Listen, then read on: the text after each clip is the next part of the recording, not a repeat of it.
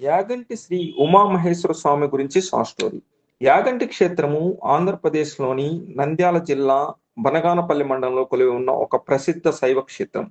ఇక్కడ ఆలయంలో ఉమామహేశ్వర స్వామి స్వయంభువుగా భక్తులకు దర్శనమిస్తారు. యాగంటి ఆలయంలోని ప్రధాన ఆకర్షణల్లో ఇక్కడ నందీశ్వరుడు ఒకటి. బ్రహ్మంగారి కాలదినం ప్రకారం కలియుగాంతంలో యాగంటి భస్మన్న రంకె వేస్తుందని, దాంతో కలియుగం అంతమవుతుందని నమ్ముతారు. ఈ ఆలయ ముఖ మండపం ముందున్న నంది కాలక్రమేణా పరిమాణంలో పెరుగుతూ వస్తుందని ఇక్కడికి వచ్చే భక్తులు మరియు పరిశోధకులు చెబుతూ ఉంటారు. ఆలయ ప్రాంగణంలోకి ప్రవేశించగానే ఎడమ చేతి వైపు అగస్త్య పుష్కరిణి కనిపిస్తుంది. అగస్త్య మహర్షి ఇక్కడ కోనేటిలోని స్నానం ఆచరించడం వల్ల దీనికి ఈ పేరు వచ్చింది.